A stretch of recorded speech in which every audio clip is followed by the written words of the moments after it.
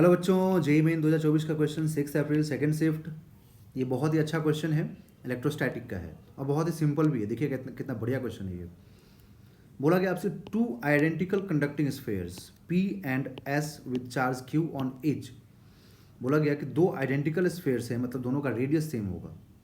Identical बोलने का मतलब दोनों का रेडियस सेम होगा। Repel each other with a force of 16 Newton. A third identical uncharged conducting sphere R is successively brought in contact with the two spheres. The new force of repulsion between P and S is, ठीक है। तो पहले कितना था ये देख लेते हैं और बाद का देख लेते हैं, ठीक है, तो मालूम हो जाएगा। मान लीजिए मेरे पास पहले दो स्फेयर्स हैं P और S, इस टाइप से पी और एस दो स्फेयर हो गया, ठीक है।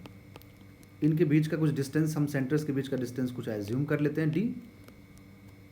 चार्ज q दिया हुआ हमें, तो अकॉर्डिंग टू कूलम्स लॉ क्या हो जाएगा, k Q square by d square. यहाँ पर k क्या होता है, k होता है 1/4 पाई एप्सिलॉन नॉट, ठीक है। अब बोला गया कि एक थर्ड स्फेयर लेके आइए, बोला गया कि एक थर्ड स्फेयर लेके आइए r, ठीक है, जिसको आप P के साथ ऐसे टच करके रखिए। P के साथ पहले टच कीजिए और थर्ड स्फीयर के बारे में क्या क्या बोला गया मालूम है ना, बोला गया अनचार्ज्ड है। तो जैसे आप टच करके रखेंगे ना और इस पर चार्ज क्यू है तो क्या होता है इसमें, देखिए कि कंडक्शन स्टार्ट हो जाएगा। और सभी के सभी स्फीयर, चाहे तीनों स्फीयर देखें पी आर एस, तो तीनों स्फीयर क्या है, आइडेंटिकल है, तो तीनों का रेडियस भी सेम है, ठीक है। तो जब भी ऐसा हो कि रेडियस सेम हो, ठीक है, तो इक्वल चार्ज का डिस्ट्रीब्यूशन हो जाता है। तो जैसे कंडक्शन के बाद देखेंगे कि एक्चुअली में क्या होता है कि पोटेंशियल का डिफरेंस हो जाएगा ना, क्योंकि एक पे चार्ज है Q और एक पे चार्ज है ही नहीं यहाँ पर, ठीक है। तो क्या होगा, ड्यू टू पोटेंशियल डिफरेंस, क्योंकि चार्ज है तो इसके पास पोटेंशियल होगा KQ/R, और इसके पास कुछ चार्ज नहीं है तो पोटेंशियल जीरो होगा। तो due to potential difference charge का ट्रांसफर स्टार्ट हो जाएगा बच्चों। और जब चार्ज का ट्रांसफर स्टार्ट होगा तो वो चार्ज का ट्रांसफर तब तक होते रहेगा जब तक कि पोटेंशियल सेम नहीं हो जाए, ठीक है। तो ऐसे केसेस में हमेशा याद रखिए, ठीक है, कि जब तक मतलब पोटेंशियल सेम नहीं हो जाता तो चार्ज का ट्रांसफर होता रहेगा, और अगर आइडेंटिकल है तो इक्वल चार्ज का ट्रांसफर होगा। अगर आइडेंटिकल है तो इक्वल चार्ज का ट्रांसफर होगा, मतलब इस पर भी Q/2 चार्ज रहेगा और इस पर भी Q/2 चार्ज रहेगा, मतलब एवरेज ले लीजिए अगर आइडेंटिकल है तब, ठीक है। अगर आइडेंटिकल नहीं है तो उसके लिए कॉन्सेप्ट फॉर्मूला अलग आता है, ठीक है। तो उसके लिए आपको मैंने लिंक डाल दूंगा इस वीडियो के डिस्क्रिप्शन बॉक्स में, या फिर आप जाकर प्लेलिस्ट में मेरा जो इलेक्ट्रोस्टैटिक का चैप्टर का मैंने पूरा वीडियो बना रहा है कंडक्शन मेथड का, वहाँ जाके आप समझ सकते हैं कैसे डिस्ट्रीब्यूट होता है। अदरवाइज आप जब आइडेंटिकल होगा ठीक है, तो जो फाइनल चार्ज दोनों पे आएगा, दोनों स्फीयर पे, वो सेम आता है और आपको ऐसे ऐड करके डिवाइड करना होता है सिंपली, ठीक है। जब आइडेंटिकल होता है तब ऐसा करना होता है, तो आधा आधा चार्ज दोनों पे आ जाएगा, ठीक है। अब बोला गया यहाँ पर कि third identical conducting uncharged conducting sphere are is successfully brought in contact with the two spheres, मतलब दोनों स्फीयर के साथ लेके आना। तो पहले एक में लेके आ गए कॉन्टैक्ट में, अब दूसरे के साथ कॉन्टैक्ट में लेके आएंगे, ठीक है। तो अभी हम पी के साथ लेके आ गए थे अब हम एस के साथ लेके आएंगे कॉन्टैक्ट में, किसको, आर को। तो ये एस है, इस पर चार्ज तो पहले से ही क्यू है।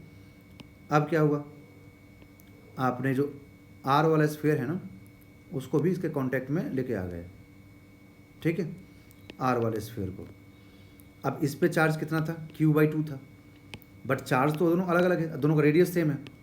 तो एक पे पोटेंशियल KQ/R हो जाएगा, तो दूसरे पे KQ/2R हो जाएगा, क्योंकि Q/2 का 2 नीचे आ जाएगा ना। तो देखो दोनों में पोटेंशियल अलग अलग हो गया कि नहीं हो गया, दोनों में पोटेंशियल अलग हुआ तो फिर से चार्ज का ट्रांसफर स्टार्ट होगा। बट दोनों चार्ज क्या है, दोनों फिर से आइडेंटिकल है, ठीक है। तो आइडेंटिकल होगा तो क्या होगा, हमें जो नया चार्ज यहाँ मिलेगा ना वो दोनों का एडिशन का एवरेज मिलेगा, ठीक है।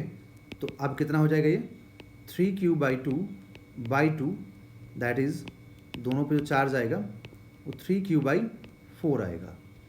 तो अब यहाँ पर क्या होगा